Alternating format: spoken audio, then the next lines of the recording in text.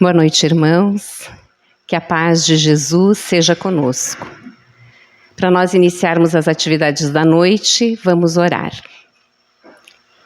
Então nós pedimos à espiritualidade amiga que nos envolve nesta oportunidade, que possa trazer a cada um de nós fluidos de paz, de bem-estar, de esperança, que possamos nessa oportunidade recebermos do plano maior todo o cabedal de recursos de que necessitamos para que possamos, permanecendo na vida física, cumprirmos os nossos compromissos conosco mesmos, com Deus e com o próximo. Que Jesus, o amigo incomparável de nossas vidas, seja com nós, hoje, amanhã e sempre. Que assim seja.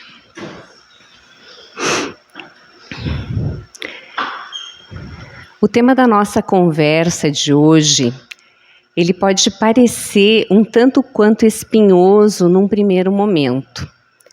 Mas eu vou pedir a todos que a gente possa conversar sobre esse tema com a tranquilidade e a serenidade de quem já viveu. Ele foi baseado nessa obra, Morri e Agora. O espírito Antônio Carlos, ele fez uma pesquisa com aproximadamente 20 espíritos que desencarnaram. E ele pediu que eles relatassem como havia sido a sua condição de desencarnante. Quais haviam sido as suas impressões, quais haviam sido os seus sentimentos, as suas dificuldades.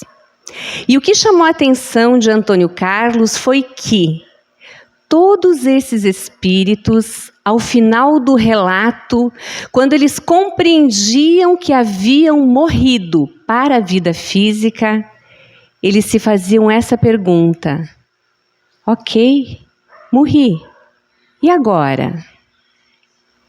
E Antônio Carlos, então, ele fez um prefácio, ele fez umas observações muito oportunas que a gente vai ler aqui para todos nós. Que ele coloca assim: muitas vezes já desencarnei, e em todas indagava-me, ao ter consciência de que mudara de plano, o que será de mim? Tive medo na maioria das minhas desencarnações ao me defrontar com essa situação. E a resposta somente foi tranquila quando tive boas ações me acompanhando. Morri, desencarnei. Como definir essa passagem? É uma viagem que fazemos? Para onde iremos? Como ficaremos? Como será a nossa vida no além? Quem irá conosco? Tantas perguntas. E como receamos as respostas? Viagem? Talvez seja melhor dizer mudança. Essa nossa conversa de hoje, ela se destina a dois públicos distintos. O primeiro público somos nós, eu e cada um de vocês que aqui ainda se encontra na vida física. Mas ela também se destina a um outro público, que os nossos olhos materiais não conseguem perceber, que são essa comunidade, esse grupo de desencarnados que também assistem conosco este momento de reflexão. Então, para nós que ainda não fizemos essa travessia, é o momento da gente repensar e analisar as nossas condições íntimas. E para aqueles que estão nos vendo, nos ouvindo, para que eles possam se dar conta de que já fizeram essa passagem rumo ao além. E a gente vai iniciar com uma história, um relato que se encontra nesse livro, que é o relato do desencarne da enfermeira Sônia. A Sônia, ela trabalhava num grande hospital. E numa manhã ela se organizava dentro do lar para ir para o hospital.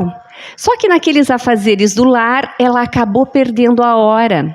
E ao invés daquele ônibus que ela costumeiramente pegava, ela acabou pegando um que saía 15 minutos depois. Então ela naturalmente já saiu atrasada de casa. E ela só pensava, meu Deus, vou chegar atrasada. E realmente iria chegar atrasada. Quando o ônibus deixa ela quase às portas do hospital, porque ela precisava atravessar a avenida, ela, naquele afã de chegar o mais rápido possível, não olha com a devida atenção, atravessa rapidamente e é atropelada. E aí agora a gente vai passar a análise sobre a perspectiva dela. Ela sente um baque profundo e um entorpecimento mental. Ela percebe que ela é socorrida prontamente porque eles identificam que ela era uma trabalhadora do hospital e, logicamente, um acidente acontecendo às portas, conduzem ela para dentro e começam a fazer as primeiras verificações. E ela ouve, é o Dr. Murilo que está me atendendo. Eu sofri um acidente. Ok. E eles levam ela para a sala de emergência. E eles começam a fazer algumas deliberações sobre aquilo que poderia ser feito com relação a ela, e ela mentalmente tenta acompanhar e diz, ok, estão fazendo certo, acho que o procedimento é esse mesmo. E de repente eles começam a dizer, não vai dar, é gravíssimo. E passam mais alguns segundos e a notícia fatídica, perdemos a Sônia, ela desencarnou. Hora do óbito. E ele declina, então, a enfermeira para que ela registre. Ela tem um susto. Como assim? Morri? Assim, eu estou aqui? Doutor, tem alguma coisa errada. Ela dizia para si mesma, eu estou aqui, eu estou bem, eu estou viva. Eu estou viva. E então ela ouve uma voz que se aproxima dela e diz, enfermeira Sônia, calma, calma. Está tudo bem. Nós vamos te levar para um local de refazimento. Agora é hora de descansar. Fique tranquila. Tudo está sob controle. E ela adormece. Ela não sabe precisar quanto tempo ela ficou nesse estado, mas ela desperta em determinado momento e ela percebe que ela está num quarto. E parece ser um quarto de hospital. E ela olha e ela não identifica que seria um quarto do hospital em que ela trabalhava. E ela fica um pouco confusa. E então ela olha e vê que se aproximam duas senhoras. E essas senhoras começam a conversar com ela, pedindo, Sônia, como você está? Como você se sente? Você está bem? E ela diz, sim, eu estou um pouco confusa, eu não estou conseguindo encadear meus pensamentos. Eu não consigo dormir, mas não consigo acordar, ouvi choros, os meus filhos vieram aqui me ver, está tudo tão confuso. E as mulheres, então, que acompanhavam, disseram, não, fique tranquila, se acalme. Você se lembra que você se acidentou? Você se lembra do seu acidente? E ela, sim, eu me lembro. Mas ela se olhou e disse, mas eu estou bem? Eu não tenho nada, não tenho nenhum arranhão. Assim, mas se acalme, fique tranquila, que logo, logo o doutor José Augusto virá vê-la. E aí ela se assustou mais um pouco, porque ela sabia que naquele hospital que ela trabalhava não havia nenhum doutor José Augusto. E aquilo começou a ficar um pouco confuso para ela, mais do que já estava. E então nisso entra um senhor simpático, muito atencioso, se apresenta como o Dr. José Augusto e pede dela, e daí, Sônia, como você está, minha amiga? Como você se sente? E ela diz, eu estou bem, mas está tudo tão estranho. E ele diz, se acalme porque isso é normal. Mas você está sob o amparo, você está resguardada, só que para nós conversarmos, nós precisamos de um pouquinho mais de tempo. Eu preciso fazer alguns atendimentos, mas logo mais eu vou voltar aqui para que a gente possa conversar.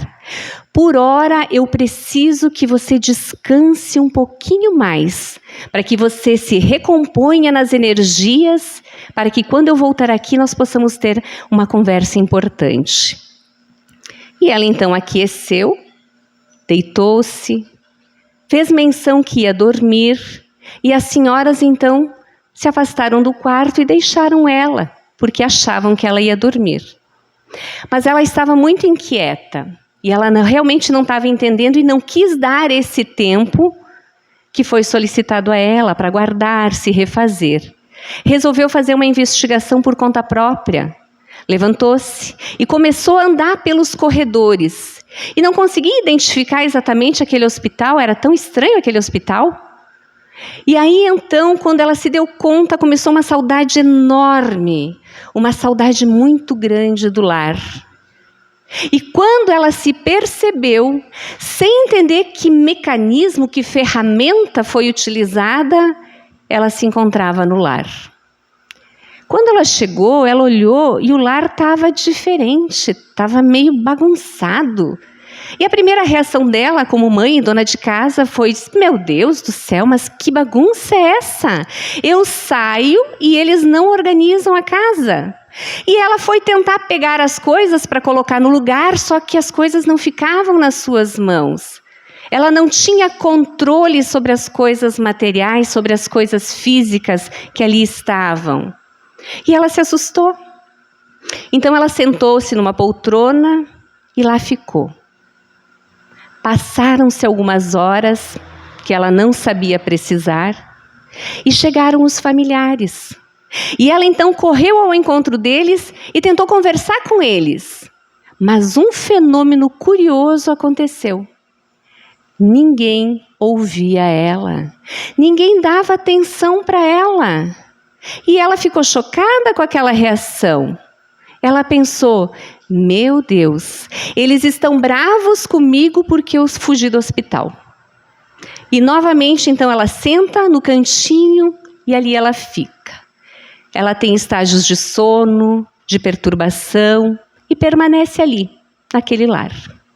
Até que num determinado dia, o seu marido conversa com os filhos e diz a eles que eles precisam ir até o hospital pegar os pertences da Sônia que haviam ficado lá.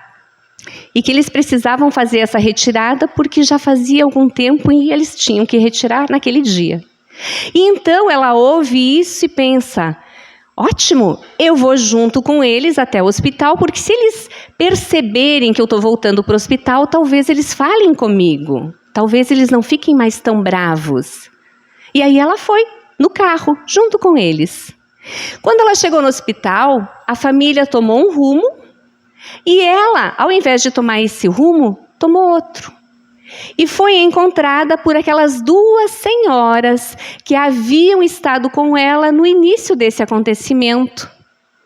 E elas olham para ela e dizem: Sônia, que bom que você voltou. Estávamos preocupadas com você. Já faz tempo que você saiu do hospital.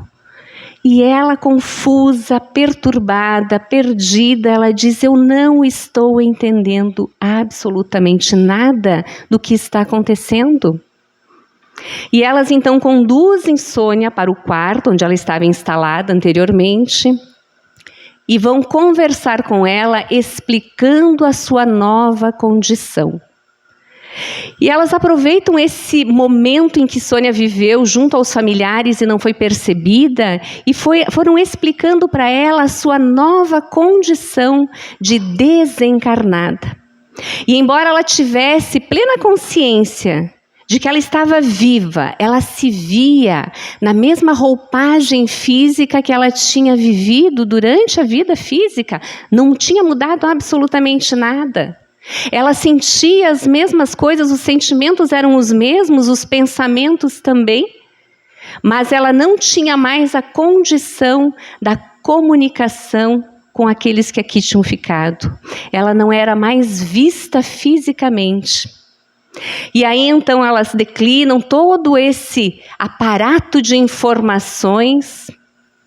Ela percebe realmente que ela havia desencarnado naquela oportunidade e que já faziam 8 meses do acidente. E ela deita na cama e chora. Chora com dó de si mesma.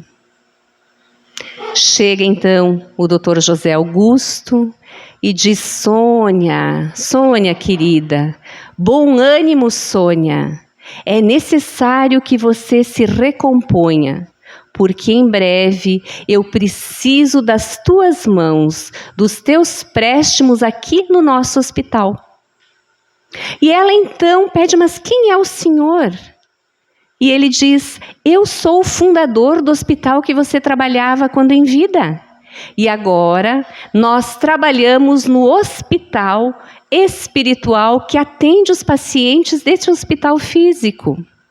Recupere-se, recomponha-se, que em breve você virá trabalhar comigo na condição de enfermeira espiritual.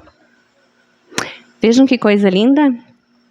Esse é um dos casos. Quando a gente fala em desencarne, cada desencarne é único, é singular. Como cada reencarne também assim o é, único e singular. Mas tem algumas questões que são importantes a gente levantar. E nessa reflexão a gente vai buscar o Livro dos Espíritos. Kardec fez algumas perguntas muito importantes sobre essa questão do morrer.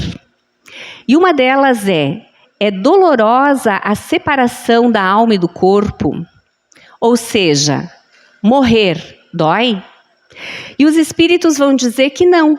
O corpo quase sempre sofre mais durante a vida do que no momento da morte. Vocês lembram da Sônia? Ela sentiu um baque e um torpor começou a tomar conta dela. Geralmente, a gente sente isso. O fenômeno do desencarne é um baque, e aí começa esse torpor que a gente vai denominar de período de perturbação. Kardec ainda vai pedir: como se opera a separação da alma e do corpo? E os espíritos vão responder que é gradualmente. Aqueles dois estados se tocam e se confundem, de sorte que o espírito se solta pouco a pouco dos laços que o prendiam. São laços que se desatam, não são laços que se quebram.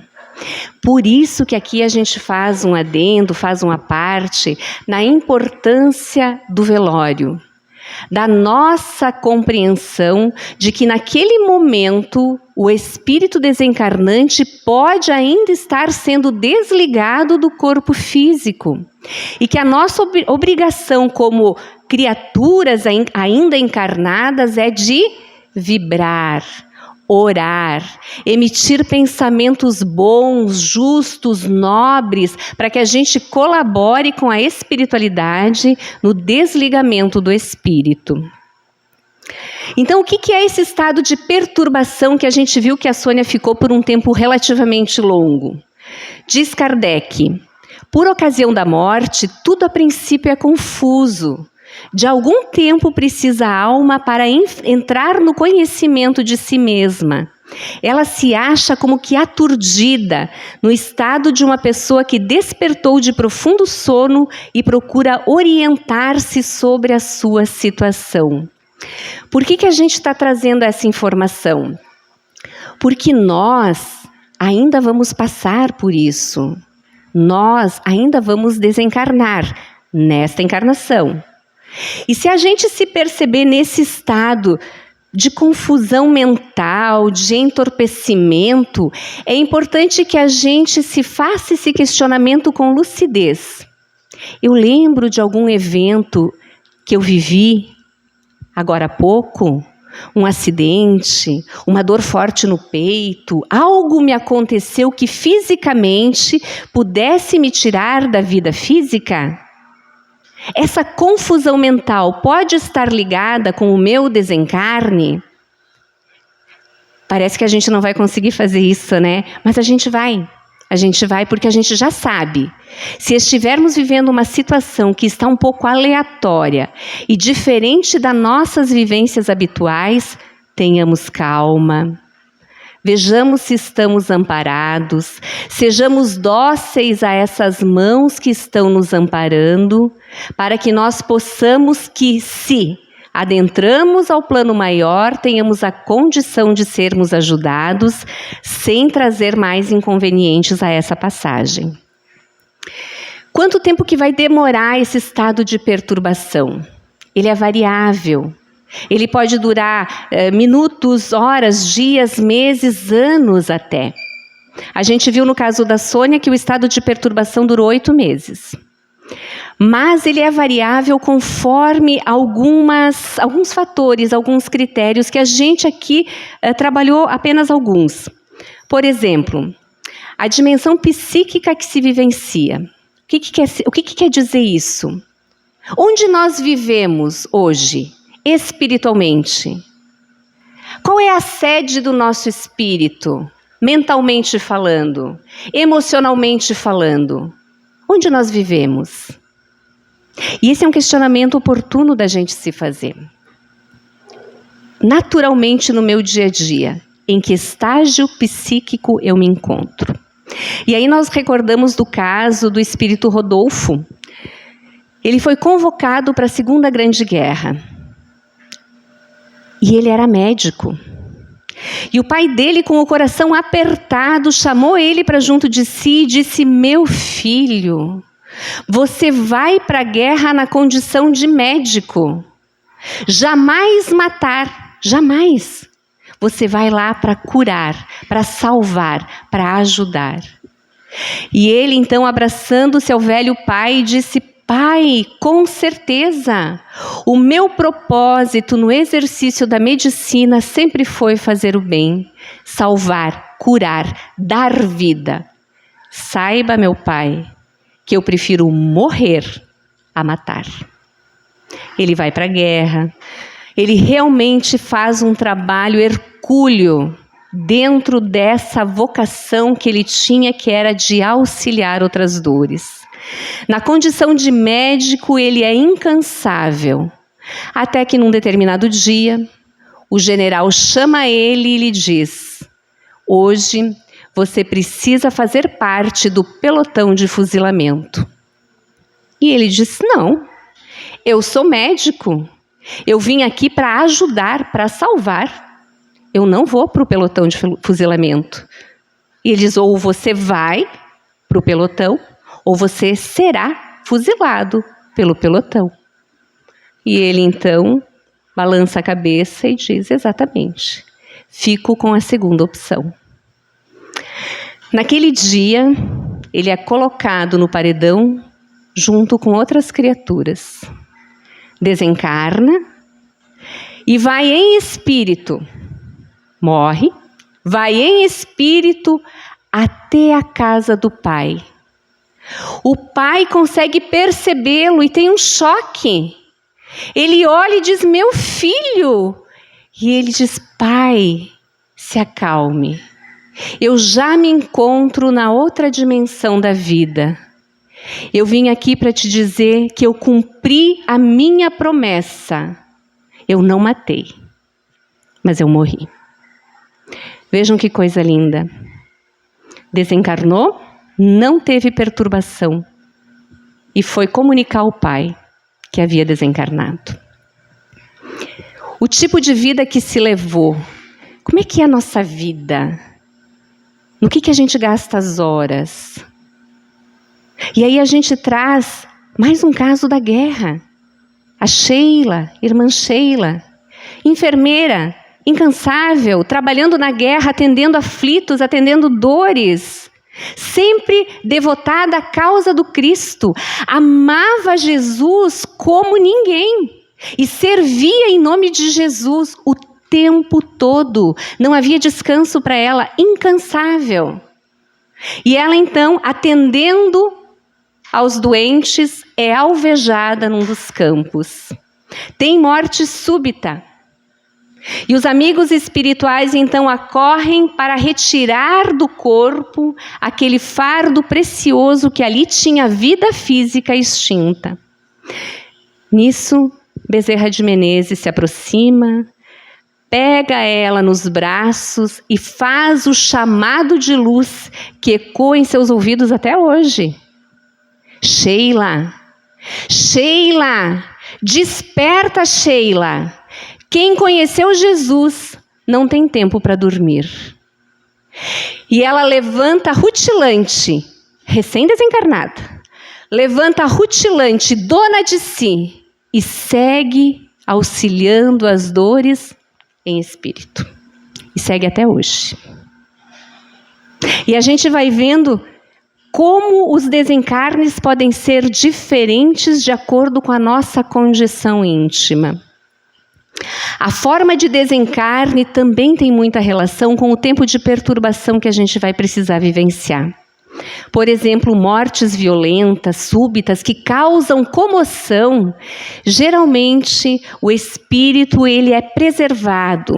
Então, ele vai passar por um sono mais profundo, para que aquelas reverberações do primeiro impacto do desencarne, que são emitidas pela família, pelos amigos, que aqui ficam, para que elas não sejam tão sentidas por ele.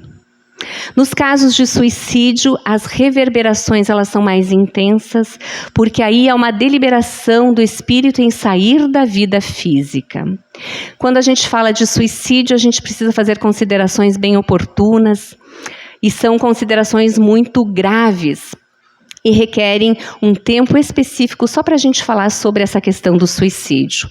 Mas assim, trazendo de um modo geral, a gente tem que ter na mente que suicídio nunca será uma boa opção. Viver a vida física é sempre a melhor opção. Então a gente vai percebendo que a doença orgânica aqui ainda é uma bênção para o espírito, porque ela vai permitindo que a gente vá devagarzinho se despedindo do corpo físico. A doença, o envelhecimento, elas na verdade são dádivas, para que quando a gente saia da matéria, a gente saia com gosto, né? Porque a gente já viveu o que tinha que viver, usamos toda a energia vital que havíamos trazido e seguimos então agora nova jornada.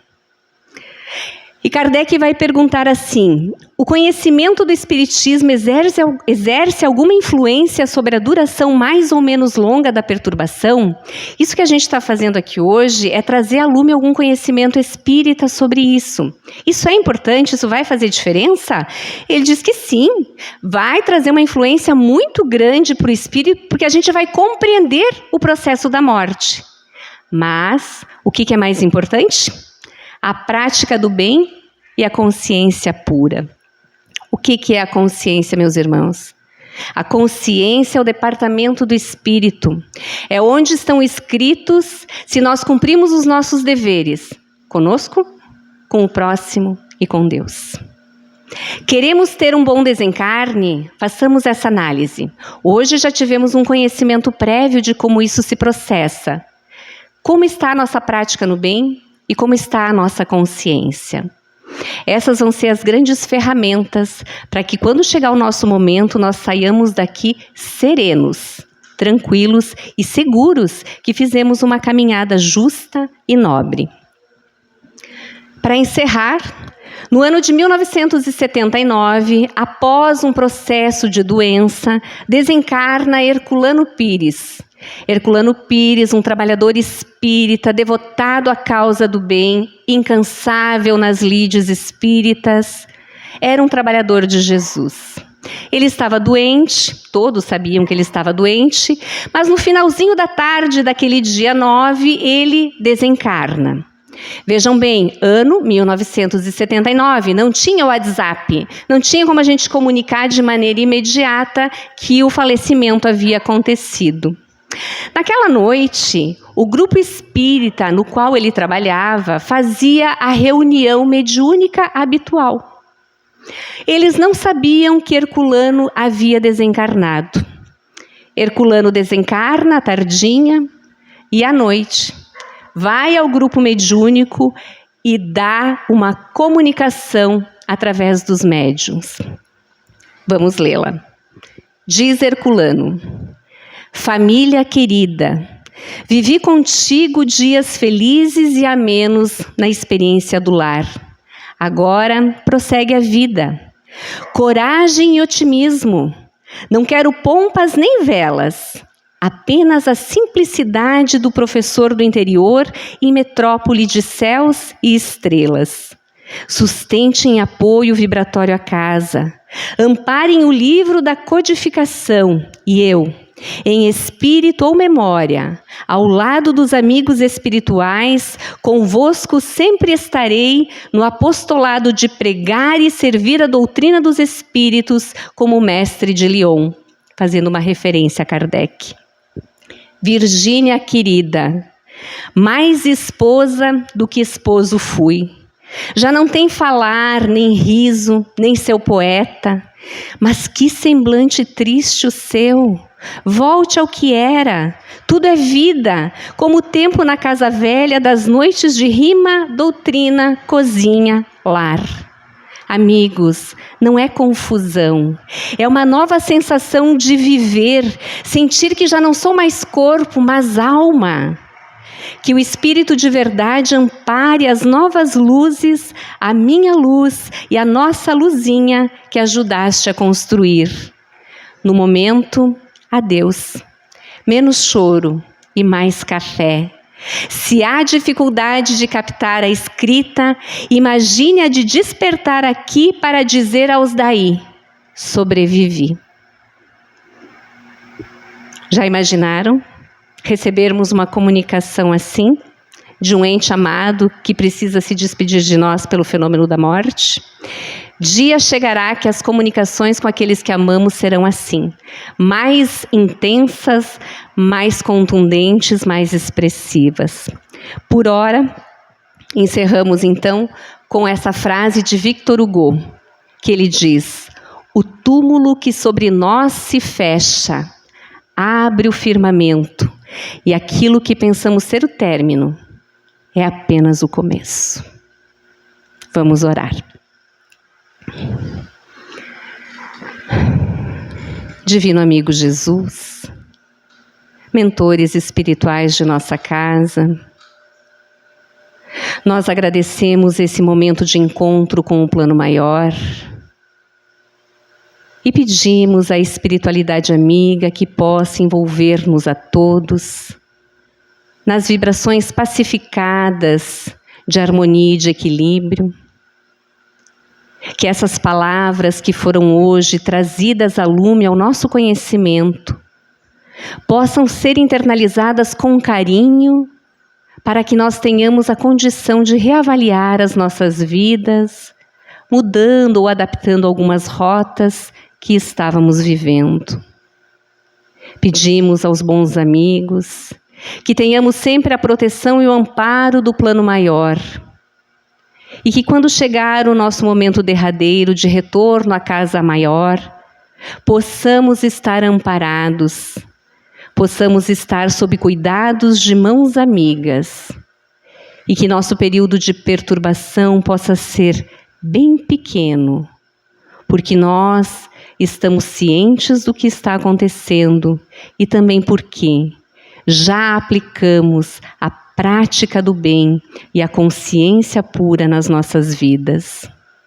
Te pedimos, divino amigo, que possam as tuas vibrações de amor chegar a todos os corações daqueles que amamos, a todos aqueles que hoje já se encontram no plano maior, que eles recebam todos os recursos de paz, de harmonia e de equilíbrio. Aos nossos familiares que aqui não puderam estar, que possam também os mentores irem visitá-los, trabalhando em cada coração, para que eles recebam todos os recursos de que necessitam para seguirem as suas caminhadas com fé, harmonia e esperança. Pelo teu Evangelho, Jesus, que é a boa nova, que nos traz alegria e nos faz caminhar por este mundo com mais esperança, nós te agradecemos e te pedimos, divino amigo, fica conosco, hoje, amanhã e sempre. Que assim seja.